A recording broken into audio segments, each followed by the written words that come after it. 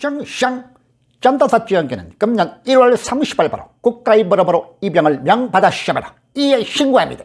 정상.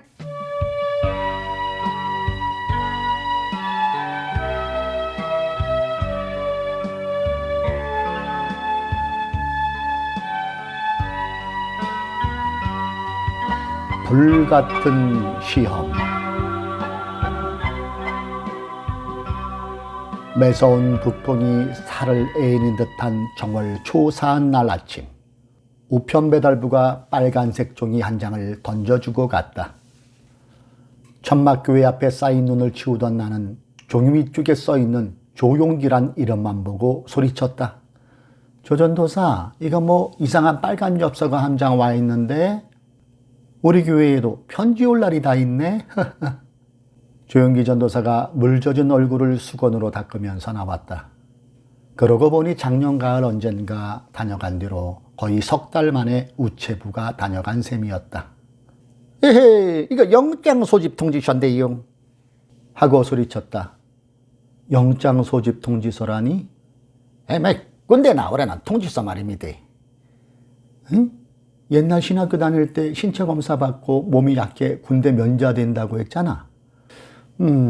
그러니까 말입니다. 지도 그렇게 알고 있었는데요. 그래도 군대도 못 나가게 몸 약해서 못해 쓰겠습니까? 대한민국 사나이로 태어났다면 나라를 위해 한번 다녀는 와야지요. 그러면서도 마음이 안정되지 않은 듯 조영기 전도사는 눈 내리는 잿빛 하늘만 물끄러미 쳐다보고 있었다. 그나저나 큰일인데 조 전도사가 군대 가면 이 교회를 어떡하지?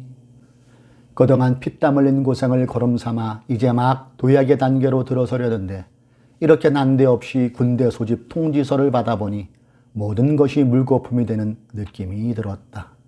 말세에 남종과 여종에게 성령을 부어주시겠다고 약속하신 대로 주일마다 말씀의 꼴과 기적을 먹이시고 베푸셔서 3년째가 되는 이제는 재적선 노수가 400명에 육박해가고 지난 겨울 RCA 주택을 두 채 가지고 있던 이화숙 집사가 심장병을 고침받고 감사한금으로 바친 집 한 채 값으로 교회터도 600평을 사놓아 이제 교회 건물도 지으려고 했는데 갑자기 조영기 전도사가 국가의 부름을 받고 보니 모든 것이 백지로 돌아가는 것 같았다. 어머니, 우리 기도합시다. 하나님 아버지시여, 주의 몸된 교회가 성령님의 역사로 부흥하여 이제는 등록교인 400명에다가 셨고 금년에는 여러 가지 계획되어 세운 나이다. 그러나 이제 저는 조국의 버름을 받고 군대에 가게 되었습니다. 하나님이시여, 이 교회를 지켜 주옵소서. 날씨가 추워서 그런지 아니면 너무 당황해서 그런지 조영기 전도사의 기도 소리는 갈수록 힘이 없고 속으로만 파고들었다. 도대체 언제 날짜로 오라는 건데? 한 22일 정도 남았습니다. 어머, 이 일을 어떻게 하지? 3년씩이나 조영기 전도사가 교회를 비울 생각을 하니 눈앞이 아득했다. 나는 기도를 하라면 밤을 새워서라도 할 수 있고 금식을 하라면 열흘 보름이라도 할 수 있지만 아무리 생각해도 강단을 맡을 수는 없었다. 속이 타올랐지만 양떼들이 낙심할까봐 함부로 걱정을 할 수도 없었다. 그렇다고 언제까지나 덮어줄 수도 없어서 일단 조영기 전도사가 제대할 때까지 맡아줄 교역자를 구한 다음 알리기로 했다. 그러나 다른 목회자를 구하는 일이 그리 쉽지 않았다. 하루는 선교사에게 부탁해보겠다면서 나갔던 조 전도사가 기운 없는 모습으로 돌아왔다. 왜 나간 일이 잘 해결 안 됐어? 나가지 못하겠답니다. 못하겠다니 왜? 우리 천막교회에서 중풍병자 안증병이 낫는 것 때문에 교단의 다른 목사님들이 비난함으로 맡기가 곤란하다고 합니다. 세상에, 선교사가 사람 체면과 인격 손상 때문에 양무리를 돌보지 않겠다니 이게 무슨 말이야? 조영기 전도사의 말을 듣고 나는 그들에게 대단히 섭섭하고 괘씸했다. 그러나 그게 어디 인간 감정으로 될 일인가? 우리는 성도들에게 이 사실을 모두 알리고 하나님께 결사적으로 좋은 목회자를 보내달라고 기도했다. 아버지, 이 교회는 하나님께서 세우신 그리스도의 몸입니다. 이 교회의 성령님 역사하셔서 예수의 피로 병고침 받은 것을 두고 선배 목사님들이 할 말 못할 말 다 하면서 서로 물주더니 이제는 아무도 교회를 맡지 못하겠다고 합니다. 주님, 조영기 전도사가 군대에 나가고 목자가 없으면 양무리가 뿔뿔이 흩어질 텐데 어떻게 하시렵니까? 주님. 예배당 안에 톱밥난로가 벌겋게 불이 달아 있는데도 그 넓은 천막교회 안에는 한겨울에 냉기가 꽉 차 있는 것만 같았다. 새벽 2시쯤 되니 다리가 장작개비처럼 얼어붙어 펴지지가 않았다. 몸을 앞뒤로 흔들며 울부짖을 때마다 가마니에서 올라온 성에가 옷자락이 엉기어 요란하게 버석거렸다. 그러나 그까지 취의는 문제가 아니었다. 주여, 이 일을 어떻게 하시렵니까? 나는 밤마다 철야하고 금식하며 기도했다. 그런데 입영 날짜를 2, 3일 남겨둔 어느 날 아침, 뜻밖의 부산에서 존 허스턴 선교사가 우리 교회로 찾아왔다. 그날 아침 너무 춥고 눈이 많이 와서 문도 못 열고 있는데 밖에서 눈 밟는 소리가 나더니 빨라졌죠 하고 부르는 소리가 들렸다. 가만히 있었더니 또 불렀다. 문을 열고 보니 양볼이 딱딱하게 얼어붙은 존 허스턴 목사가 떨며 서 있었다. 어머, 선교사님 어서 들어오세요. 이 추운 날 새벽에 어떻게 오셨어요? 기도만 하면 자꾸 홀리 스피릿 성령께서 빨라졌죠 만나보라고 해요. 그래서 왔어요. 빨라졌죠. 무슨 일이 있습니까? 우리 하나님은 항상 예비하시고 준비하시는 분임을 다시 한번 깨닫고 할렐루야를 외쳤다. 하나님께서는 전혀 뜻밖의 천리나 떨어진 부산에서 성령 충만한 주의 종을 보내셔서 순복음의 재단에 불이 꺼지지 않게 해주셨던 것이다. 우리의 사정 얘기를 다 듣고 난 존 허스턴 목사는 즉석에서 교회를 맡아주기로 허락했다. 이렇게 교육자 문제가 해결되자 비로소 조영기 전도사가 걱정되었다. 아직도 몸이 건강치 못하여 밤마다 새벽마다 강철 같은 심장, 철판 같은 폐를 주시라고 기도해 왔는데 이 추운 겨울에 고생하러 갈 일을 생각하니 걱정이 되고 불안했다. 마침내 1월 30일 입영 날짜가 되었다. 그날따라 눈발이 휘날리고 찬바람이 몰아치는데 하나 있는 연탑을 마저 꺼져 조 전도사는 따뜻한 물 한 모금 못 마시고 새벽같이 집을 나섰다. 내 속이 내려앉는 것 같았다. 나는 성수 성광이를 뒤따라 보내어 어디까지 가는가 보고 오라고 일렀다. 얼마 후 아이들이 와서 하는 말이 초등학교 마당에 수백 명 모여 있더라는 것이었다. 나는 아이들에게 돈을 줘 보내면서 빵과 우유를 사주고 오라고 일렀더니 고등학교 졸업한 성에도 함께 가서 전해주고 왔다. 그렇게 조영기 전도사는 논산 훈련소로 내려갔다. 그날부터 나는 아무도 안 듣는 목소리로 이렇게 기도했다. 하나님, 아무쪼록 병자라고 신체검사에 불합격되어 돌아오게 해주세요.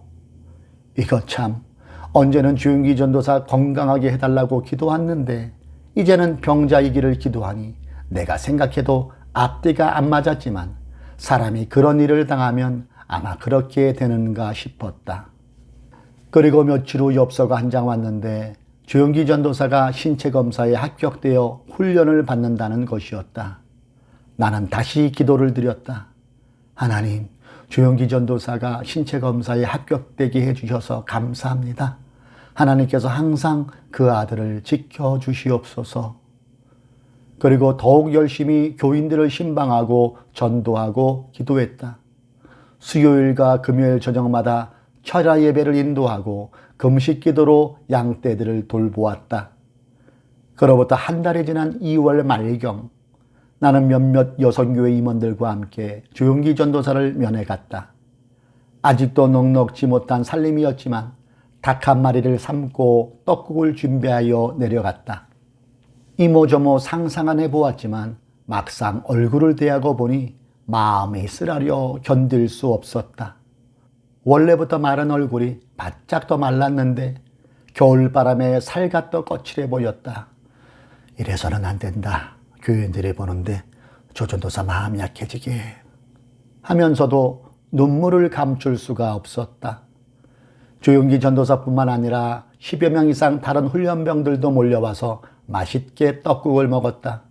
그러나 한 마리밖에 안 가지고 간 닭을 이 사람 저 사람 쭉 찢어갈 때에는 저건 조 전도사가 먹어야 하는데 싶어 마음이 언짢았지만 어떻게 할 수가 없었다. 그 후로부터는 가난한 천막교회지만 매주 한 번씩 음식을 장만하여 내려갔다. 어떤 토요일은 그때 여성계 회장으로 있던 전을련 집사가 떡을 해가기도 했다. 한 번은 조용기 전도사의 오른쪽 얼굴이 벌겋게 부어올라 있어 깜짝 놀라 물었더니 사격 연습을 하다가 개머리판에 부딪혀 멍이 들었다고 했다. 이거 전도사라고 할 일 못할 일 다 시키고 못 살게 구는 거 아니야? 그런 생각을 하니 마음이 편치 않았다.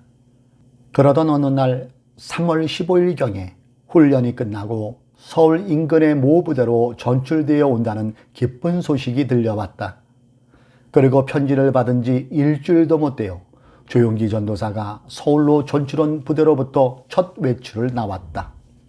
검붉게 탄 얼굴은 옛날보다 바짝 말라 있어서 마음이 아팠다. 그러나 조용기 전도사는 하나님만으로 서울 근교 미군 부대에 배치되었으니 주일마다 나와서 교회를 돕겠다면서 당장 다음 주일에는 침례를 베풀어야겠다고 열의가 대단했다. 나는 날도 좀 더 풀어지고 조 전도사 훈련받은 피로도 좀 풀린 뒤에 하자고 말했지만 조 전도사는 아마리 침례는 부활주일 전에 베풀어야 뜻이 깊고 은혜가 되는 것입니다. 그러니 해보입시다. 이렇게 말하며 성도들에게 광고로 알렸다. 이렇게 하여 우리는 4월 첫 주일에 침례 문답과 동시에 침례를 베풀었다. 그날따라 봄비가 부슬부슬 내리고 있었다. 말이 4월이지 아직도 바람 끝이 매서운데 어쩐지 마음이 불안했다. 침례를 베푸는 수색 강물은 손이 시린데 오랜만에 베푸는 침례라 받을 사람도 수십 명이었다. 성도들은 잠깐 물속에 들어갔다 나와서는 새 옷으로 갈아입고 모닥불에 몸을 녹이니까 염려할 것 없었지만 존 어스턴 선교사와 함께 2시간 가까이 가슴까지 차는 물속에 서 있는 조용기 전도사는 입술이 새파랗게 질려 있었다. 마땅히 입을 옷도 없어 군복을 입은 채로 그냥 들어갔는데 마음이 불안하여 편치 않았다. 저러다 큰 변이라도 나지 주여. 성도들은 손뼉을 치고 찬송을 부르며 기쁨으로 충만해 있었으나 나는 걱정 때문에 안절부절했다. 그러나 다행히도 침례식은 은혜 가운데 끝났고 조용기 전도사는 채 덜 마른 군복을 입은 채 그날 밤 기도했다. 할렐루야, 어머니 다음 주에 또 오겠습니다. 하며 언덕을 내려가는 조용기 전도사를 향해 나는 건강의 축복 기도를 했다. 조용기 전도사에게 건강이 다가올지어다. 강철 같은 심장, 철판 같은 폐장이 될지어다. 오늘 물속에 여러 시간 서 있었으나 예수의 피공로로 더욱 건강할지어다. 예수의 이름으로 축복하노라.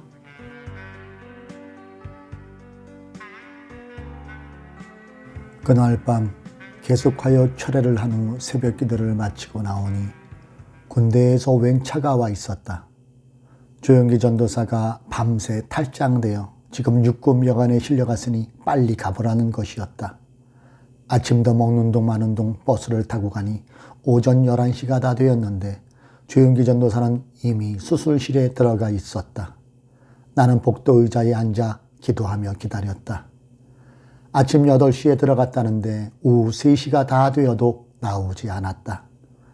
간호사에게 왜 이렇게 늦느냐고 물으니 수술이 위험하면 오래 걸린다고 대답했다. 4시쯤 백낙순 집사가 교우들과 함께 찾아왔다. 모두 앉아서 간절히 기도하고 있는데 조용기 전도사가 마취를 한 채 인사불성이 된 채로 이동용 들것에 실려 나오고 있었다. 6, 7명이 함께 있는 중환자실의 침대 위에 옮겨놓은 뒤 내가 울면서 조전도사 하고 부르니까 눈도 못 뜨고 있더니 작은 소리로 내는 다시 살아서 복음을 전할 것이다 하면서 마취에서 깨어나 제정신을 찾았다. 그것을 보고 백낙숙 집사는 무릎을 치면서 과연 조영기 전도사님은 사명에 불타는 중입니다. 보통 사람들은 스스로 마취에서 깨어날 때 유행가도 부르고 옛날 애인 이름도 부르고 언제나 심중에 있는 말을 하는데 우리 조영기 전도사님의 심중에는 오직 예수밖에 없습니다. 하며 감격했다. 내가 주여 하고 손을 잡으니 억지로 눈을 한번 떠서 쳐다보더니 다시 감고 말았다. 나는 넋을 잃은 사람처럼 그 자리에 서서 눈물만 흘렸다. 하나님, 세상에 이렇게 기구할 수가 있습니까? 20대 새파란 청년이 주님의 일 하겠다고 나섰는데 무슨 까닭으로 이런 고통을 당해야 합니까? 그동안 조영기 전도사가 고생하던 일들이 주마등처럼 스치고 지나갔다. 신학교 기숙사에서 하마터면 죽을 뻔했던 일, 천막교회를 돌보면서도 한편으로는 신학교 나가 강의를 통역하던 고된 생활, 같은 목사들로부터 따돌림을 받던 일, 내가 알고 있는 조영기 전도사의 인생은 적어도 인간적인 면에서 볼 때는 하나같이 처량하고 불쌍했다. 그날 나는 일단 집으로 돌아와서 온 교우들에게 기도를 부탁하고 입을 옷가지를 챙겨가지고 다시 병원으로 돌아갔다. 조영기 전도사는 통증을 못 이겨 신음하면서 온몸을 땀으로 목욕하고 있었다. 나는 조심스럽게 식은 땀을 닦아주고 젖은 옷을 벗긴 다음 내가 입으려고 가져갔던 치마와 저고리를 입혀주었다. 그런 상황이 되면 부끄러움도 뭣도 없었다. 수도가에 나가 조영기 전도사 옷을 빨아다가 창틀에 널어놓고 침대 밑에 앉아 기도했다. 밤늦게 존 오스틴 목사네가 문병을 왔다. 조영기 전도사는 절망적인 목소리로 말했다. 오스틴 목사님, 이제 하나님께서 내 이제 천국 데려가실래나 봅니다. 노, 브라더 조, 할 일만 하나님 안 데려가십니다. 존 오스틴 목사도 눈물을 흘리면서 간절히 기도해 주었다. 그날 밤부터 청막교회에서는 매일 밤 조영기 전도사를 위해 철야 기도회가 열리고 있었다. 다음 날은 교회에서 많은 사람들이 문병을 왔다. 조영기 전도사도 기분이 좀 나아진 것 같았다. 그러나 밤이 되니 열이 40도를 오르내리고 고통이 주는 두려움과 싸우느라 다시 신경이 예민해지고 불안해하였다. 그날 밤도 중환자실에서 10여 명이 시체가 되어 시체실로 내려갔다고 했다. 어쩌다가 화장실에 다녀올 때면 흰천으로 덮인 시체가 복도를 지나기도 했다. 이렇게 며칠 밤을 지난 아침, 의사가 나를 부르더니 불길한 소식을 전해 주었다. 수술 후유증이 심각한데 폐렴까지 겹쳐서 기침 안 하면 수술 부위가 자꾸 벌어지고 아물지 않습니다. 13군데나 수술했는데 이러다가는 아무래도 회복이 어려울 것 같습니다. 그래서인지 조 전도사는 간밤부터 다시 열이 오르고 기침을 하며 가끔 혼수 상태에 떨어져 헛소리까지 했다. 나는 병실이 너무 비좁아서 조영기 전도사 침대 밑으로 들어가 자곤 했는데 그날 밤에는 위험하다는 말을 듣고 침대 옆에 꿇어앉아 작은 소리로 간절히 기도했다.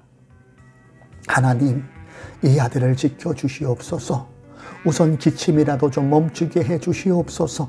주의 종이 주의 죽으심을 기념하여 주의 자녀들에게 침례를 베풀다가 이렇게 되었으니 주여, 주의 영광이 가르우지 않게 하시옵소서. 바로 그 순간이었다. 에메니, 이제 기도하지 마세요. 하나님이 너를 버리셨습니다. 깜짝 놀라 눈을 떠보니 조영기 전도사가 고통을 참느라 이를 뿌두둑 깔면서 짜증을 내고 있었다.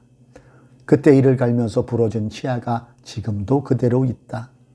나는 병실 뜰로 나왔다. 가랑비가 내리고 있어서 으스스 추웠다.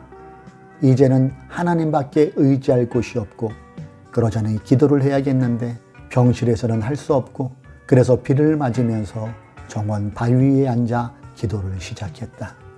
그것은 결사적인 최후의 기도였다. 하나님, 우리 교회는 신유의 은사로 많은 병자들이 고침을 받았습니다. 안진뱅이도 절름발이도 일어나고 폐병 환자도 중풍병자도 고침받았습니다. 그런데 주님의 종이 저렇게 사경을 헤매고 있습니다. 만일 주은기 전도사가 수술받다가 죽는다면 하나님의 영광은 어찌 되겠습니까?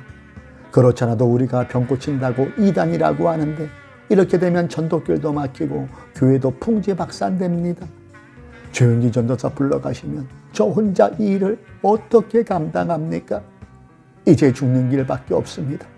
자살하며 지옥 갈 사람이 자살할 수는 없고 아예 설악산으로 들어가서 한 달이고 두 달이고 꼼짝없이 앉아서 표고버섯처럼 말라 죽겠습니다. 내 인생의 희망이라고는 교회밖에 없는데 주님께서 주은기 전도사 버리시면 나도 버리시는 것과 한 가지입니다. 주여. 비가 주룩주룩 쏟아지고 있었다. 이미 통행금지 시간이 지나서 신하는 깊은 산골짜기처럼 적막하고 길 건너 서 있는 가로등이 빗방울에 흔들리고 있었다. 하나님, 저는 하나님의 말씀이 1.1억도 틀림없는 진리인 줄 확실히 믿습니다.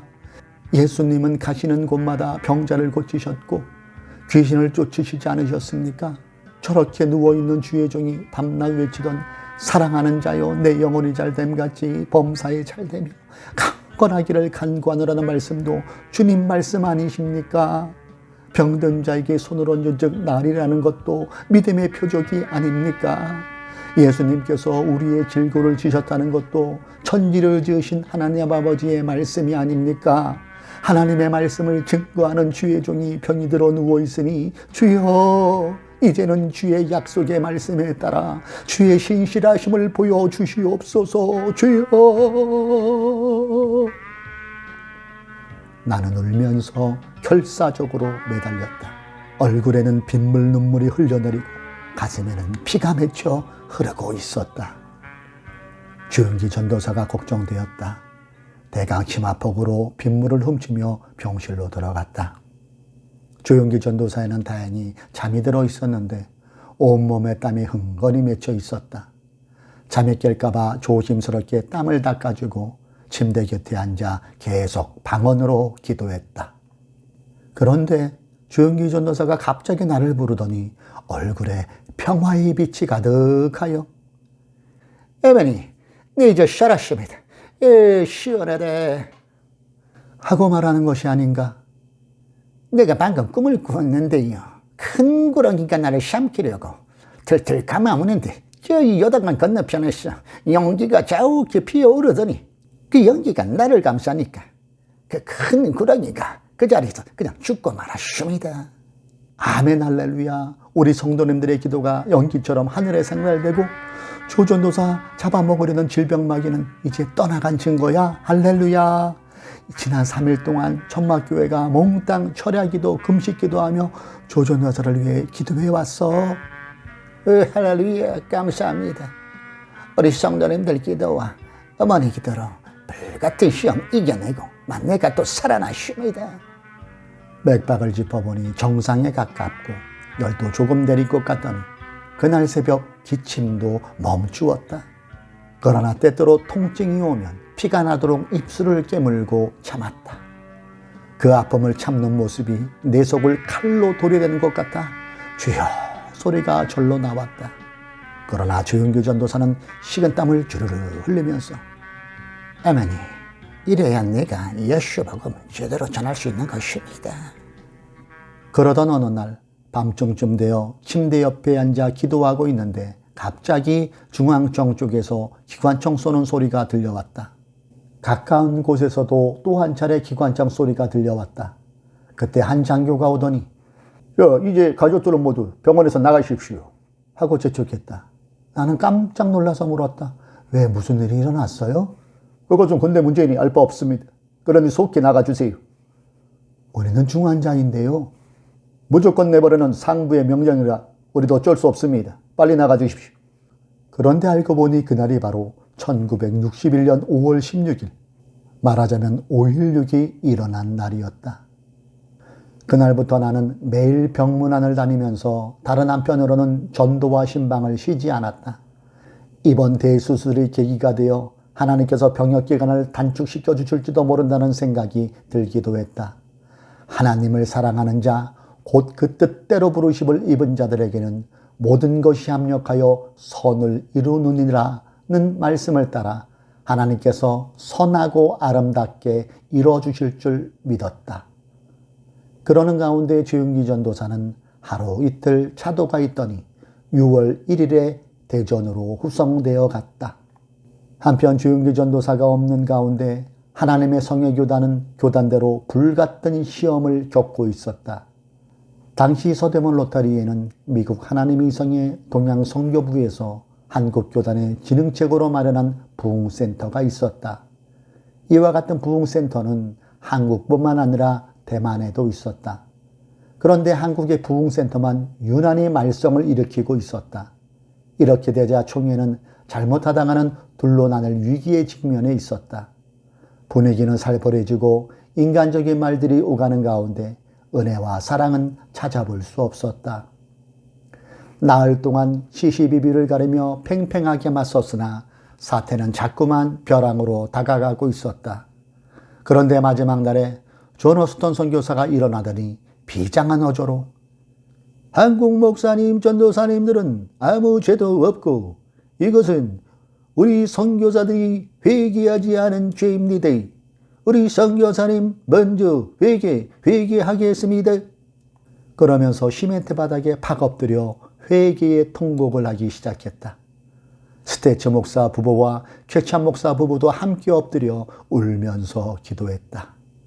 특히 케참 목사 부부는 이 문제를 놓고 6개월 동안 애를 태우며 눈물로 기도해오고 있었다. 사태가 여기에 이르자 총회장 분위기는 갑자기 숙연해졌고 일단 싸움을 멈추고 그날은 패배되었다. 그날 밤에 선교사들은 죄를 회개하는 금식 철야 기도를 시작했고 여러 사람들도 함께 기도했다. 그런데 그날 새벽에 하나님께서 케참 선교사 부인에게 환상을 보여주셨다. 환상 중에 복숭아가 담긴 상자가 보이는데 그 중에 하나가 썩으니까 다른 복숭아도 다 썩어 들어가더라는 것이었다. 다음날 회의 중에 교단의 발전을 위해 썩은 복숭아를 뽑아내야 한다는 발언이 나왔다. 그리하여 팽팽하게 맞서있던 닷새 동안의 총회는 몇 사람을 그만두게 하고 선교사들이 앞장서서 죄를 회개하는 가운데 무사히 끝났다. 나는 총회가 끝난 뒤 하나님 앞에 다시 한번 감사 기도를 드렸다. 하나님 감사합니다. 이 부족한 종은 하나님의 기쁘신 뜻과 섭리를 모르고 조용기 전도사가 수술하고 고생하는 것만 생각하고 원망하며 불평했는데 이제 생각해보니 하나님께서 조용기 전도사를 잠시 숨겨주셨습니다. 만일 조 전도사가 서대문 총회에 있었더라면 정면으로 대결하여 상처를 입고 크게 낙심했을 수도 있었는데 이렇게 피하게 해주시고 은혜 중에 마치게 해주시니 하나님 감사합니다. 진심으로 감사의 기도가 마음속에서 울려왔다. 또 선교사들이 더욱 고맙게 느껴졌다. 산설고 물선 타국에 와서 말과 생활이 다른데 그 고생을 하며 복음을 전하는 것을 볼 때 하늘에 예비된 그들의 이상이 적지 않으리라고 생각했다. 특히 나는 하나님의 성의 교단의 선교사들이 이 땅에 성령운동의 꽃을 피우기 위해 흘린 땀과 눈물을 잊을 수가 없다. 한 송이 꽃을 피우기 위해 말할 수 없는 정성의 손길이 필요하듯이 오늘날 이와 같은 열매를 맺기까지에는 그들의 수고가 밑거름이 되었음을 부인할 수 없다. 그런데 총회가 끝난 이튿날이었다. 케참 선교사 내외와 헤어지고 나는 불광동으로 돌아와 신방을 한집하고 있는데 케참 목사 사모가 급히 찾는다는 전갈이 왔다. 지금쯤 대만에 가 있을 텐데 왜 나를 찾는가 싶어 급히 와보니 케참 사모가 정신을 잃고 내 방에 누워 있었다. 케참 선교사 일행을 태운 승용차가 공항으로 가다가 영등포 로타리에서 7살 난 소년을 친 것이다. 또 한 차례의 불같은 시험이었다. 악마는 한국 성령 운동을 방해하려다가 개참 선교사 내외가 수습하니까 개참 목사를 죽이려고 달려든 것이다. 그 당시에 한국 하나님의 성회가 분열될지 모른다는 정보가 세계 각국의 하나님의 성회 총회본부에 발송되어서 온 세계가 같은 시간에 한국 하나님의 성회를 위해 기도하고 있었다. 불행하게도 사내 아이는 그 자리에서 죽었고 개참 사모는 놀란 나머지 실신하여 혼수 상태였다. 그동안 총회의 분규를 수습하느라 금식하고 기도하며 애쓰다가 갑자기 사고를 당하고 나니 그렇게 된 것이다. 개참 목사 사모가 나를 찾고 있었다. 시스터 제. 손을 붙잡고 울면서 기도했더니 정신을 되찾았다. 어떻게서든지 죽은 아이 가정에 섭섭하지 않도록 보상해 주세요. 개참 사모가 정신을 차리면서 맨 처음 한 말이었다. 부모를 만나 알아보니 죽은 아이는 주일학교에 다니다가 갔는데 찢어지게 가난한 집의 아이들은 7남매나 되었다.